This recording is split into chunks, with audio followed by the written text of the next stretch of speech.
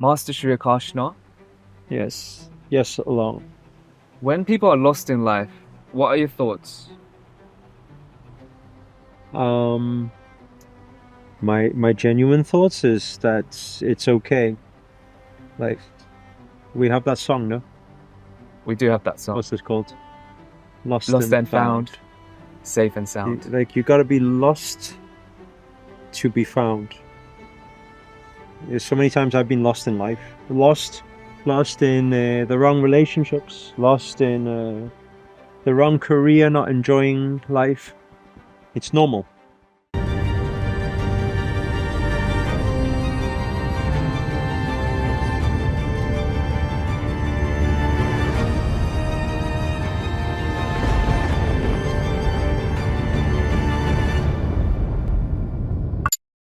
It's part of the journey. I mean, imagine if everything was already found when you were birthed into this world. Life would be so boring, no? That's true. So I think people just need to be okay with getting lost. The problem is people are confused about being lost. When you're confused about being lost, you only spiral out of control. When you understand that loss is part of the journey, then you come to acceptance, and then you have a positive light to it, and you know there is light on the other side of the tunnel. Therefore, you will see the light. But if you are confused by being lost, then you get stuck in a rut, you know? So, how do you get unstuck in the rut, from the rut? Well, when you're being lost, in the midst of losing yourself, you start learning more about yourself. This is self-realization or self-actualization. In the Bible, it says, first know thyself. Like it's the most important thing. You know, you got to learn. And how do you learn about yourself? You learn about yourself by taking the wrong doors, by taking the wrong actions, by doing the wrong job, doing something you don't enjoy, by living a life you don't enjoy, by trying to find balance but failing miserably, by trying to become wealthy but being extremely broke for many years, you know, like and then you need to start being aware of what are your blind spots, you know, like what is actually what are you actually doing wrong, like what's not working for you, and then stop doing that. Stop that behavior. You know, I think Darwin once said, it's not the strongest of species that survive nor the most intelligent of species that survive, it's the one that is most adaptable to change. And I think it's not just about surviving, I think it's about thriving. All businesses in the world that thrive are the ones that are adaptable. Even Bruce Lee, as a martial artist, said, be like water, most flexible. You know, he gets a cup and he says, if you like water, you pour it into a cup, it becomes the cup. You pour it into a teapot, it becomes the teapot. So you become whatever you want to be. You are shapeless, formless, you know. So I think to know that you are adaptable is important. So, how do you practice being adaptable? I think when you know there's no other choice. I think that you just keep reminding yourself, and you do it because there's no other choice. You can say, oh, okay, I'm not going to be adaptable. Great. Then you're going to fight all day long, and you're going to be miserable, and you're going to be angry.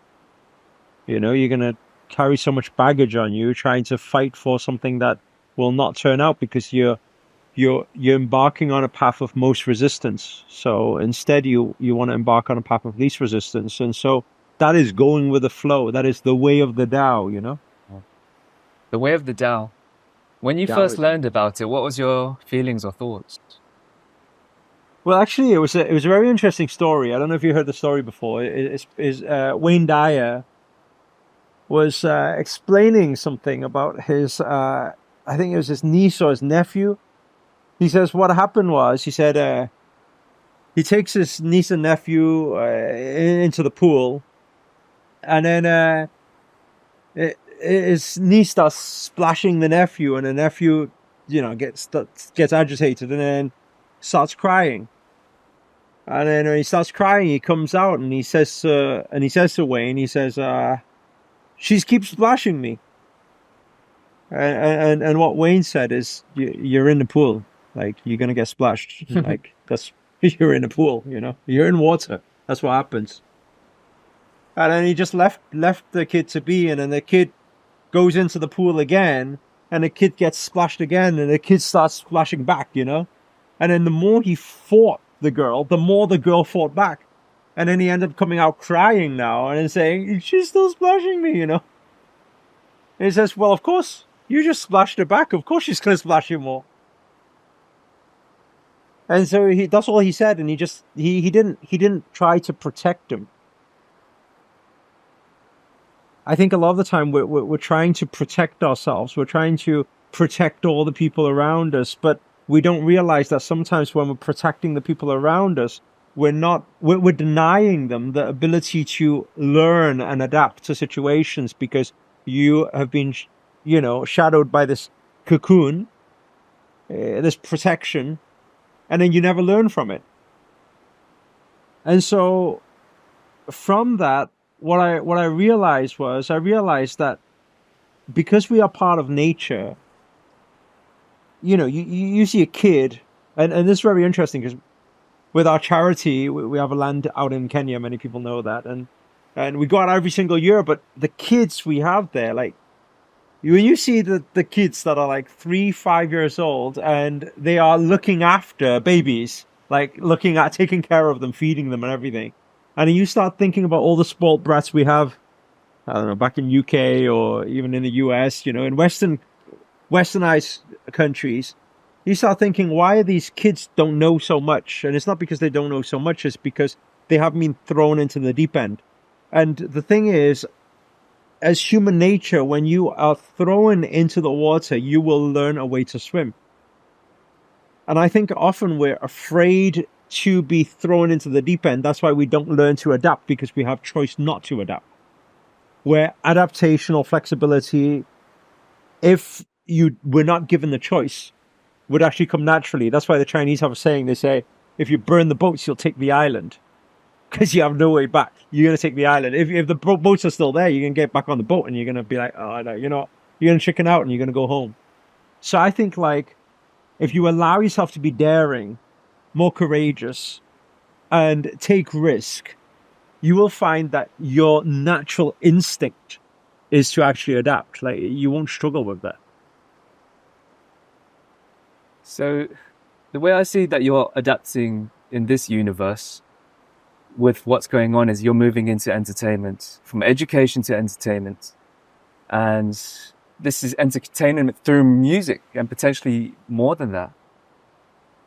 Yeah, well, I'm very fortunate to have a very dynamic spiritual master, although, he looks like a true Himalayan yogi, and many people would think that, it's all about detachment, you don't wear shoes and he wears a cloth, but no, actually he's very aware that our spiritual being is supposed to fulfill a human purpose in this physical reality that is beyond oneself. Like, beyond the materialism that we are condoned to or conditioned with.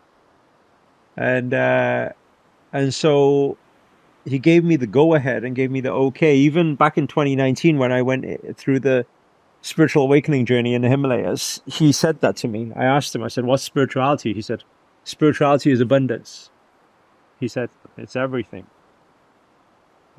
Like, be whoever you want, do whatever you want, whenever you want. And I said, so is that detachment and stuff? And no, he said, no, you can have it all. He said, you're the yogi with the Lamborghini. And I said, yeah, but I sold it to be spiritual. He said, no, you go buy another one. He says, Lamborghinis are nice. And I was like, what? I said, well, why don't you have one? And he says, oh, well, he doesn't want one. He said, but it's nice and it's good. And it allows you to relate to more people. And when people can relate to you, we need to understand how the world is. The world is conditioned with, well, what is it? You got sex, drugs, violence, materialism, all this type of stuff. And whether we like it or not, that's the world. And so what I learned from that was something that an old mentor, it reminded me of something that an old mentor said to me a long time ago, which was there's 3 levels to communicating a message to people. The first level is to speak what they want. Then once you've spoke what they want, they can relate to you. Then what do? You then can educate them of what they need. You can slowly tell them what they need. Because what people want and what people need are 2 completely different things. If you want to change the world by telling them what they need, it's not going to help them. And then he says, after you've done that, once they know what they need, then show them the how. So it's always going to be those 3 levels to teaching. So if you want to impact or inspire the world, you got to meet them at where they're at. And so, when I came to that understanding, I said, hey, this purpose is beyond me. How do I make a bigger impact in this world? I said, okay, cool. So I got to get some shoes back on. I got to put some clothes back on. And I got to, at least meet them at some form of what people would deem as success. Like it's okay for me. I can go anywhere. Like I spend my weeks, days, months in the Himalayas. I spend my time, on the ground in Kenya with our charity every year, and I'm okay with anything, but it's not about me. When a message is beyond you, then you have to do something that's greater, and that's why now I'm like, okay, cool. My humble self will say, no, I don't want to be a pop star. I don't want to be an actor. I don't want to own all this material stuff, because, it's you're prone to attack when you do that, because many people say, look, he's lost. He doesn't know what he's doing. He calls himself a spiritual guru, and then he's driving a car or wearing shoes or whatever, And it's like, because that's the world don't understand that they can be abundant in all areas. But I realized that the message is beyond me. So why should I care what other people think if I know that it's going to empower people by meeting them at where they're at and being able to slowly transform them with the message, which is essentially you can do what you want, and we should keep moving forward with love and compassion, because that's what is godly, and that is our karma, and that is also our dharma. We need to fulfill something that's beyond us. That's our savor. It's our service. So right now I'm relaxed. They say I've got an album launching in December, and it's positivity, through music. So I'm very excited through current style music. Hopefully, you can get the 5 to 8 hertz thing going on all the songs. So it gives more healing to the world. Absolutely. And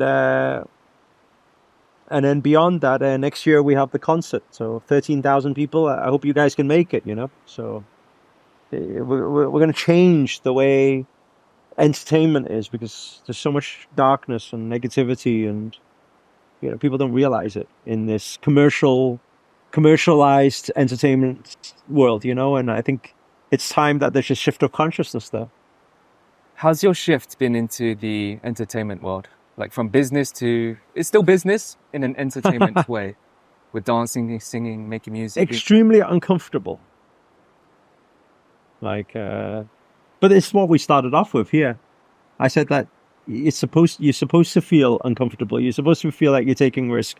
That's where you learn more about yourself. That's where you need to adapt, and that's where you become bigger, and you strengthen your vessel and your container and equip yourself. And then when you do that, then God can channel a bigger message through you and use you for an even bigger cause, because now you have more skill sets.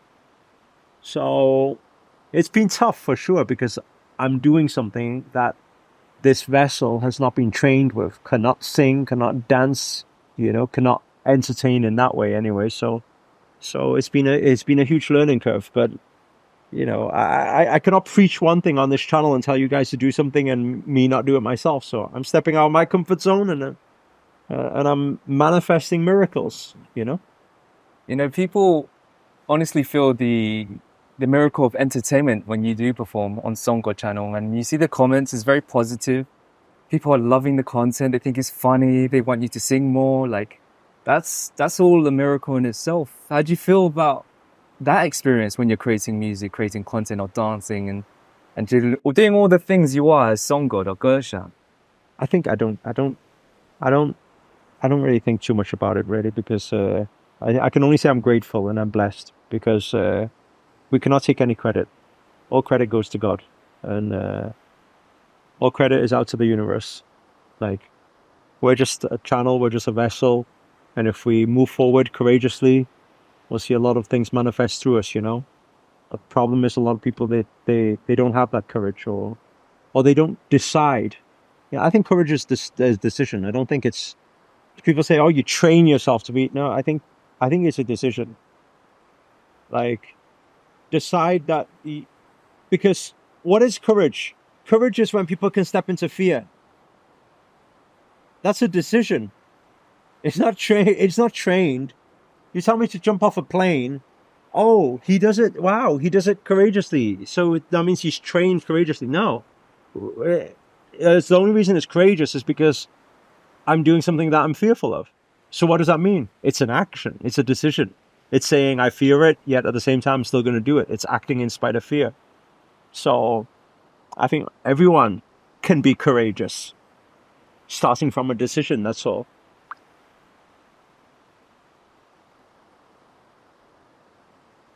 So what's the next decision you want to make that's the most courageous? Not for me to make. For God to make. Yeah. And then as I would keep this body and mind as fit and healthy as I can for as long as I can, so that I can do more. I can be a worker, a channel, a vessel, and and hopefully if I share this message with more people, no matter if certain people are triggered by certain content, whatnot, but I believe what triggers you awakens you. So I try do things like I try do things that are a little bit out of the box, that can create a bit more controversy and stuff, because if I do that, then there's more comments and then people say, oh, well, that's so that you can get more following, and what ego think. Well, you think what you want. That's your problem. It's not mine, because if we can get better with the negativity algorithm, which all social media is the more negativity, the more things go viral. But the message that's deep is actually positivity. Like, there's not one video you'll find on my channel out of the 2,400 and whatever 500 videos. You're not gonna find one negativity.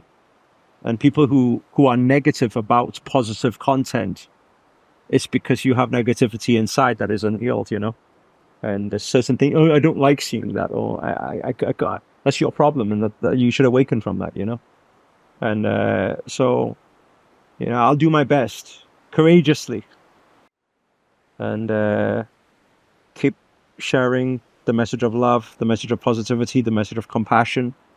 And as it has done, I'm blessed to have been able to inspire millions of lives through me. And I continue to surrender and say, just use me every day, And I hope you guys enjoy this content.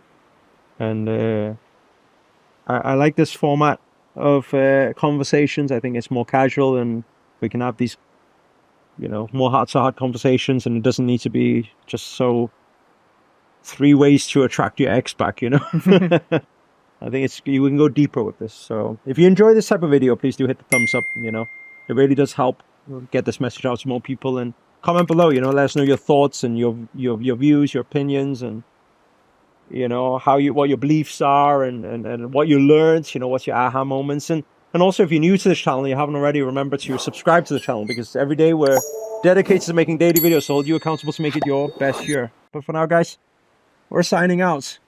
It's warm here, and we got a beautiful sunset, so pan over to the sunset, give them that namaste, Namo Himalaya.